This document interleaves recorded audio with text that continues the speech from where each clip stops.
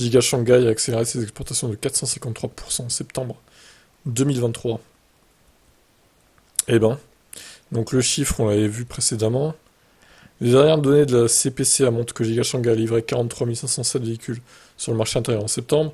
C'est 43,9% de moins que l'année dernière et 32,75% de moins qu'en août. Mais force est de constater que la situation des exportations est différente. Le mois dernier, 30 566 véhicules ont été exportés, une croissance annuelle de 453%. Il s'agit également d'une augmentation de 57% par rapport à août. En règle générale, Tesla produit des voitures destinées à l'exportation au cours de la première moitié du trimestre et pour le marché local au cours du second semestre. Cependant, en septembre, on a constaté des changements. C'est peut-être dû au fait que la demande sur les marchés du monde entier continue à augmenter de manière constante et que l'entreprise essaie de distribuer ses approvisionnements de manière égale dans tous les pays, plutôt que saturer le marché pendant que les clients des autres marchés font face à de longues attentes. CPCA a également fourni des données montrant les différences entre les modèles Tesla livrés. Sur les 74 000 véhicules vendus pour la société de fabrication chinoise en septembre, 53 249 étaient des modèles Y et seulement 20 824 étaient des modèles 3. Ah ouais.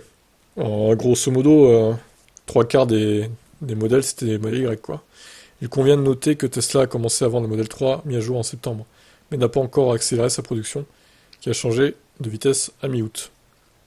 À l'avenir, le nombre de modèles 3 sortant de la chaîne d'assemblage de Giga Shanghai devrait être considérablement plus élevé.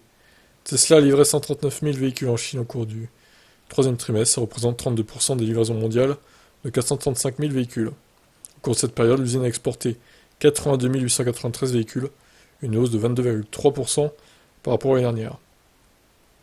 Tesla a livré 433 729 véhicules en Chine entre janvier et septembre, soit une hausse de 36,3%.